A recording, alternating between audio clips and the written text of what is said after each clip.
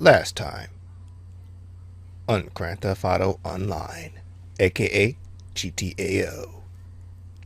Took on two incredibly hard assignments and completed them without fail using the aid of LDR, Live, Die, Repeat. So very good mechanic in this game, the LDR effect. Because if you know what's coming at you, you can prep for it and you can counter it. That is, unless the game has a specific algorithm in which it runs to kind of counter your counter. So, you know.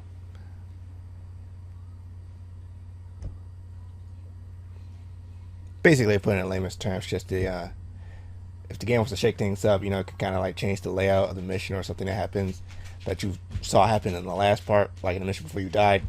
It happened differently. So, say if someone takes off in a plane this time, probably take a car, or if you took a car last time, this time it takes a plane or a helicopter or, God forbid, a tank.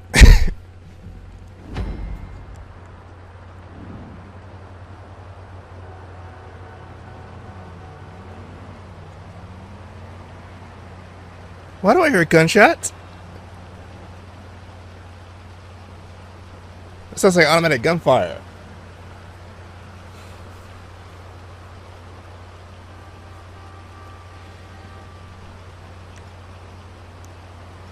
Okay, so it turns out this city is a lot more dangerous than I thought it was originally. Got automatic gunfire somewhere in the distance, meaning someone is having a good time.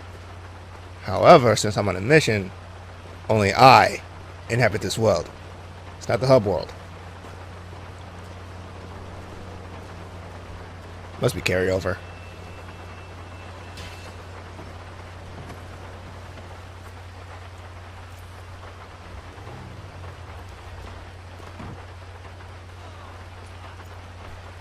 Okie dokie, so how does one usually relax after two very intense and stressful missions? Do something for Simeon, of course. And what I'm about to do right now is repossess two vehicles he kind of demands. You know, that's on his on-demand list. But first, I'm not going to do that. I'm just going to restock on supplies. Can't put a price on peace of mind.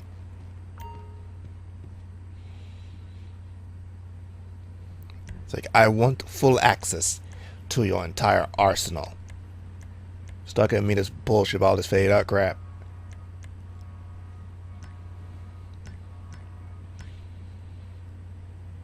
No, I should say that to him, but I don't. Because he's a good business partner. I don't fuck with him. He doesn't fuck with me. He gives me guns. I give him money. Fair trade.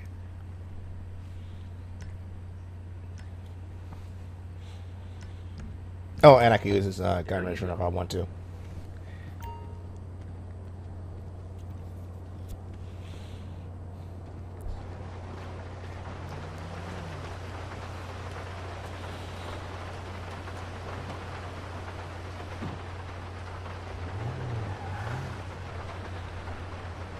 I like how I was training cats and dogs and people are still on the street walking like they don't give a damn. Because they don't. At least in 4, when it started raining, they were like, you know, covering their heads and like running for cover and stuff like that. It's a nice little touch.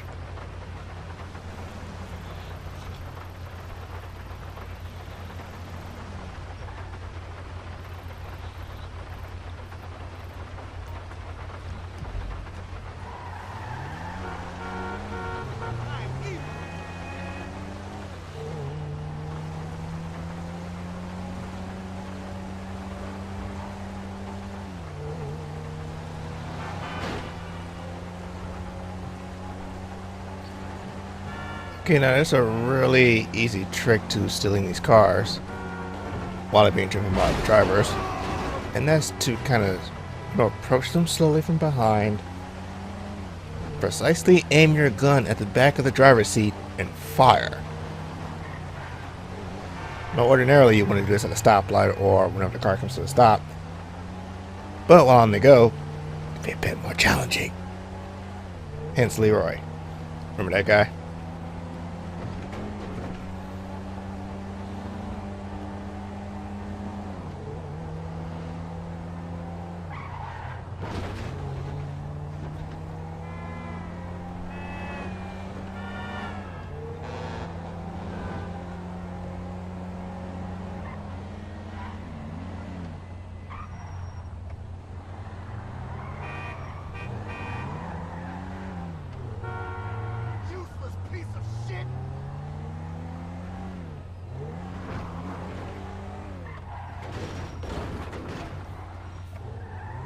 You know, recently I kind of purchased by accident an AK-47 from the gun store. In the game, of course. And at first I was like, I didn't really want to buy this gun because, frankly, AKs are really not that accurate, you know, from distance shooting. However, my opinion of the gun has changed a lot, you know, in the past few days because it does kind of serve a purpose.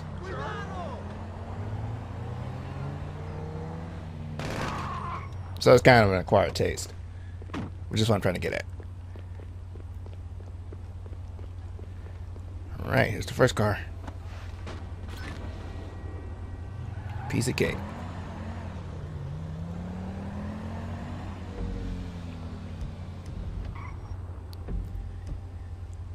Yeah, and then that second car is going to be like a piece of shit to get to because it's frankly on the other side of the map, and it's a Corvette variant, which means the back isn't really too exposed, so I have to aim really, really carefully in order to hit the driver. And even then the bullet is still missing, he just drives off.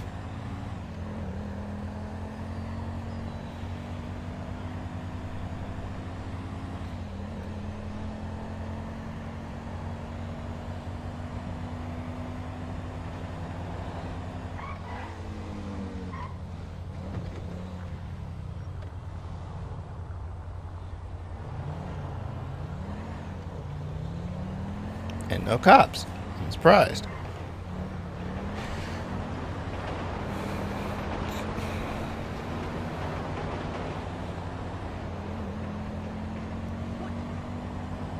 So I usually want to do these missions now, so I usually have like 1 or 2 stars. And then shaking ass like a bitch because it's like they don't want to go away. Like when it's 3 stars, they do go away instantly. When it's like 1 star, it just lingers forever. I know that was done intentionally, so it's like, yeah, you want to add more tension. Excuse me. It's like, so you want to add more tension on a 1-star win at level versus a 3-star win at level.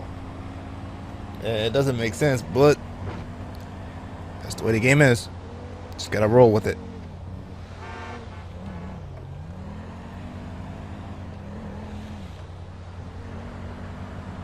It's like everything online's been amped up for a reason, so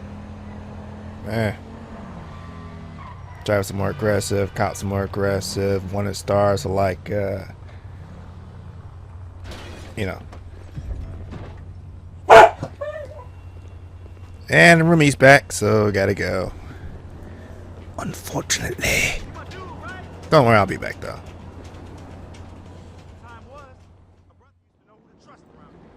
Alright. 1 car down, 1 to go. Oddly enough, the car I just stole from Simeon is worth $9,000 in the mod shop. And the Corvette I'm going after would be worth $15,000. However, because of certain limitations that the garage has over itself, it can't accept cars over $100,000. Meaning that anything made in Europe cannot be sold in that shop. But most of the things in America can.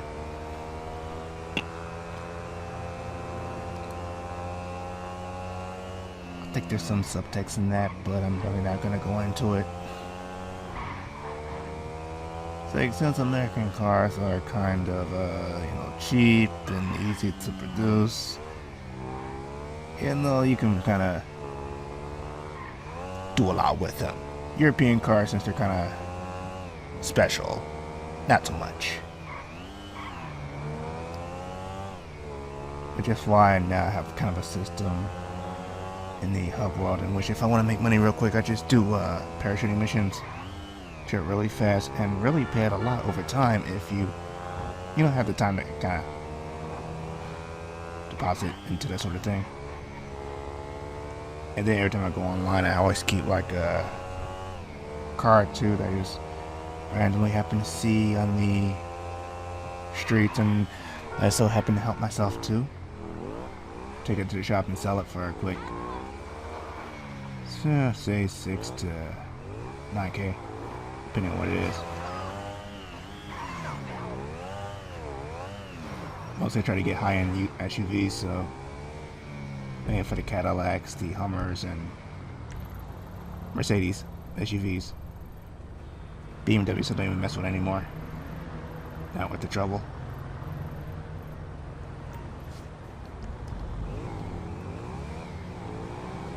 So one BMW can pull in like 9K, but that's really hard to find. The rest can pull in either 6,500 or 7,000 if there's the right model, but again, there's too many variations, so I don't mess with it.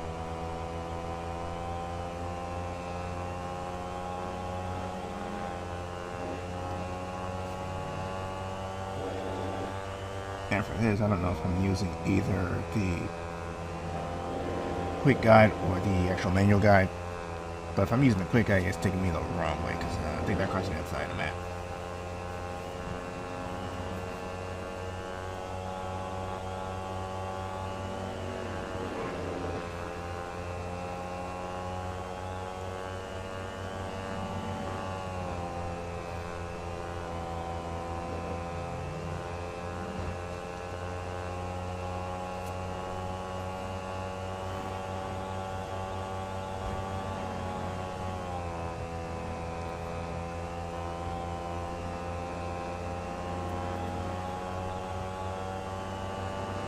So right now I don't even know that the GPS just screwed me over. Yeah, but when I find out, you will see me do something really, really strange. But kind of of interest at the same time, but we'll see how that goes.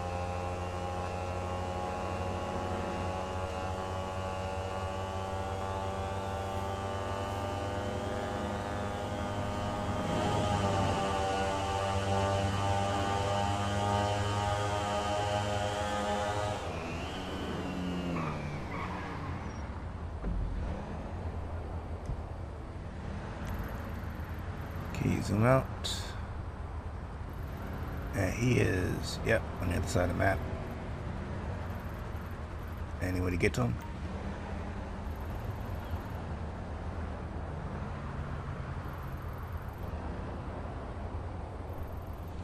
Yeah, just that way.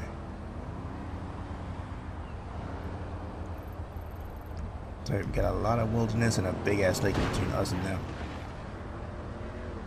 Well, now, wilderness, lake, and a car. Say, damn, buffaloes are everywhere.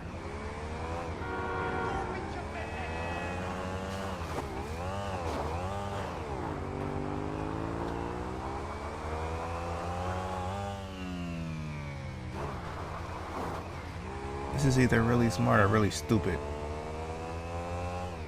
Yeah, let's take you back to the road.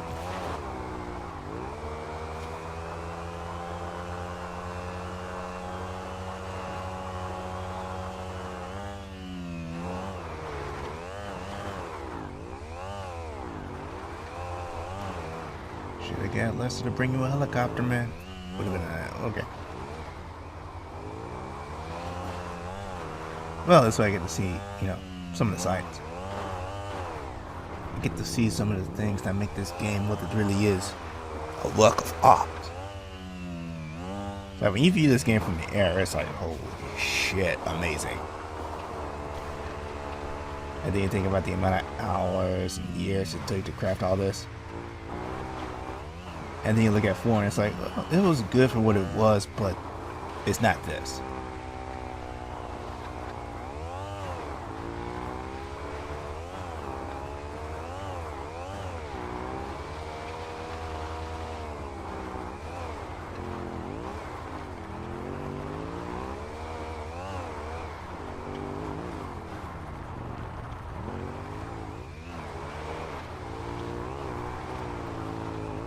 And unlike in Fallout, I can't actually scale any point on the side of this mountain and it won't, you know, hurt me or something. Or I won't get stuck on it. On it or in it. Which has happened before in the, not in this game, but in Fallout. Say, open world my ass. Which kind of begs the question, which map is actually bigger? This one or Fallout's map? The one in New Vegas, not the one in DC. But maybe that one too. DC. Which map is bigger? DC's map, Vegas's map, or this map?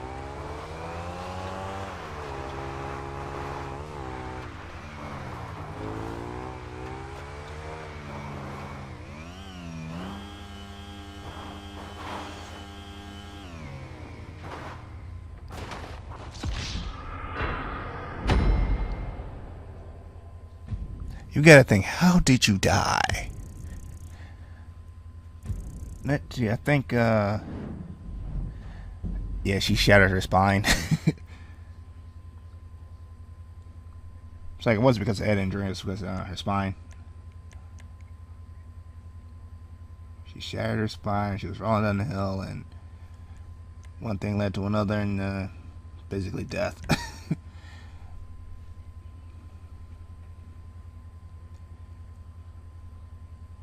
Alright, go to try it takes a thief again.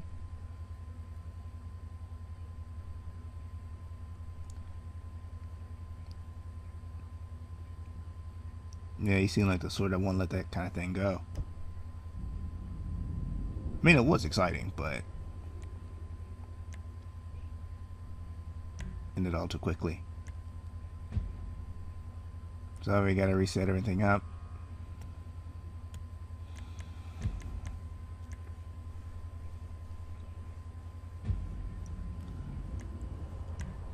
It's like, how hard can it be to steal 2 cars? One car is fairly easy to get to, the other car is fairly hard to get to because it wanders into the northern section of the map, whereas the first car stays in the south.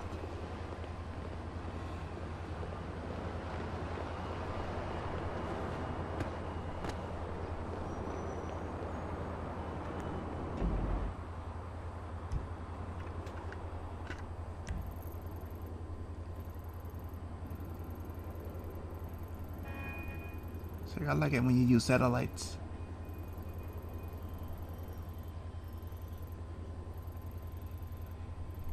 Okay, so right now they're together, but they go in separate ways, like Leon Kennedy and Ada Wong.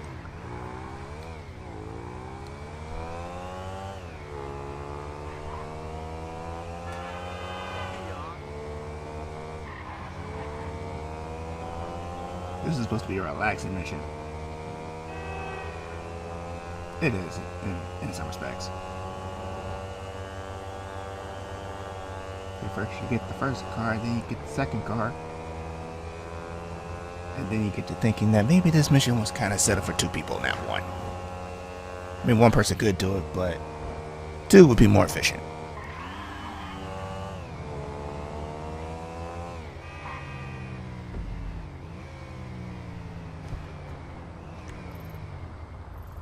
Then again, recently I tried the Titan of a mission with a group of 3 other individuals, and holy shit, was that mission fast. I mean, in the time that I shot that mission by myself, yeah, it was like a fraction of that. Because me and this one guy, we were like on the freeway. He was in I think an LG, and I was in my Vodka, and just tearing up the streets. He got into the airport one way, I took another way into the airport. We met up, got to a giant firefight with Merriweather. This other guy came in from above with a helicopter, and it just started blowing up all the shit. It's crazy, man. I nearly got blown up myself. Then the first guy that got into the airport, he jacked the actual cargo plane that I got in behind him. Then we just flew and landed it.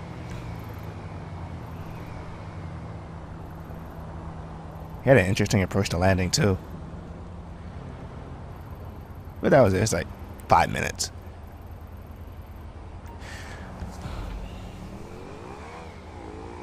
Five minutes of chaotic gun battles, explosions, and flying.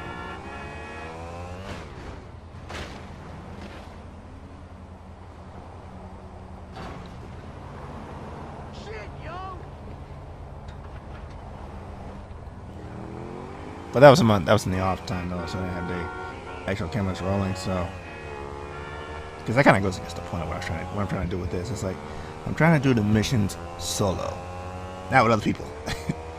So when I record me doing missions, it's going to be solo, not with other people. That way it makes things a bit more exciting, drawn out, suspenseful, and I can actually do like accurate commentary about what's going on, or do commentary alongside what's going on. That's a dramatic effect.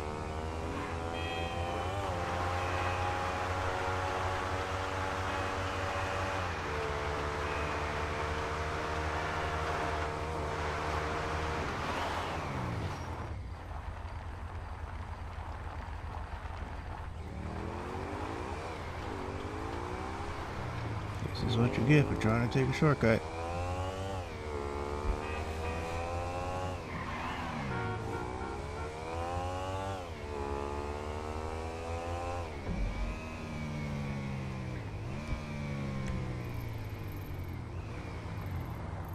Where's that slippery son of a bitch?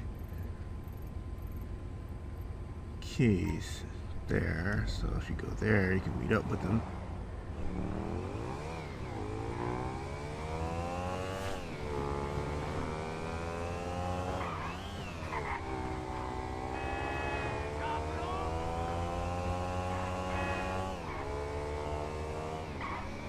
Oh, I see him. He is on your axis. And there he goes.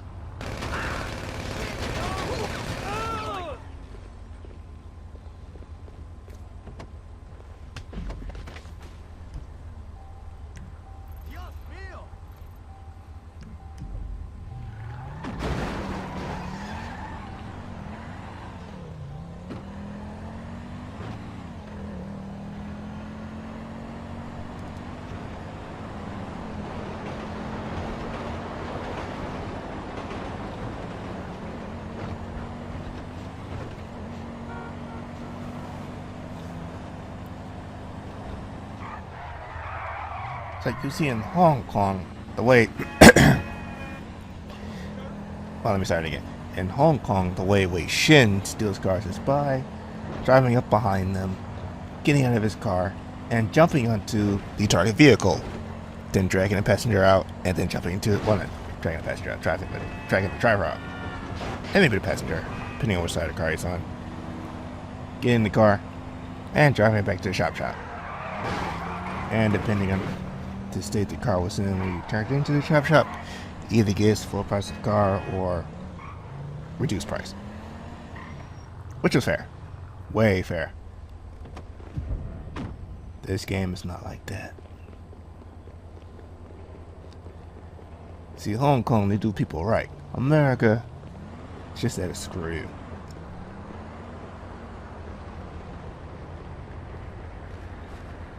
Screw you and just leave you the bill. No! Ah!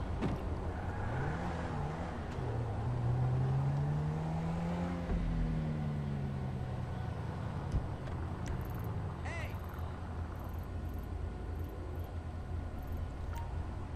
Oh, he's been fine with. Alright, I got you. Made it a little bit easier this time around.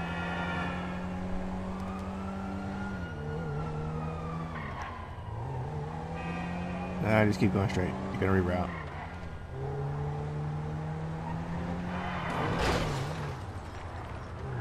Okay. Routing. Routing. Routing.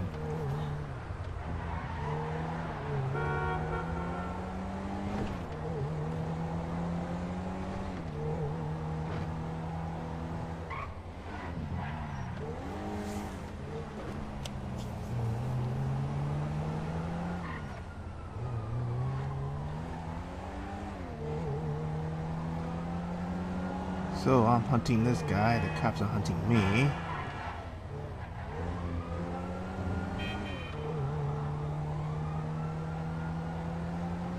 It's like evasion. It happens occasionally. Let me get that out there. For some reason my touchpad is really sensitive. So like even a cord can like trigger it.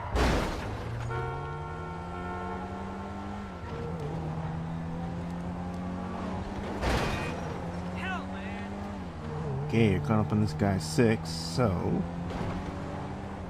depending on what happens, this could be a short engagement or a fairly long engagement. All depends on whether or not you can line up the shot. And he's getting his ass on the freeway. Fantastic.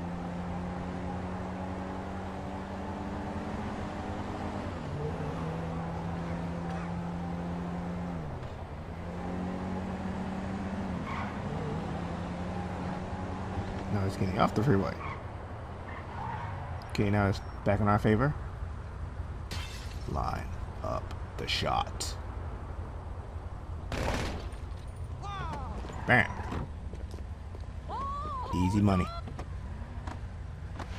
What's up, puto?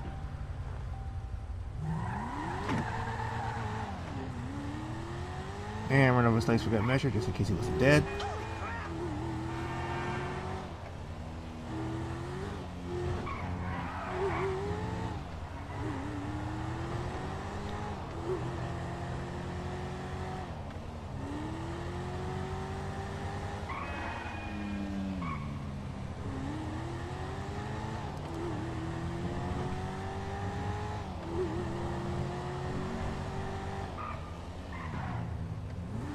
It's like, hey, I'm used to driving F1 cars. They don't have lights.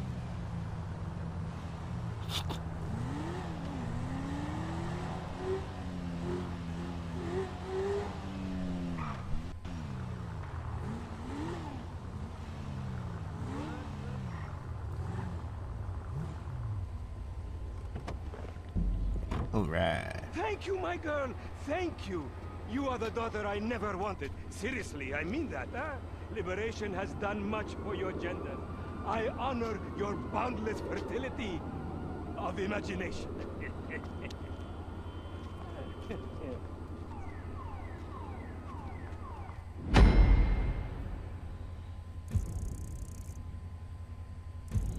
I like my created character.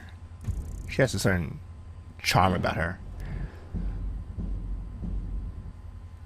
She's not charismatic, I can tell you that, because she don't speak.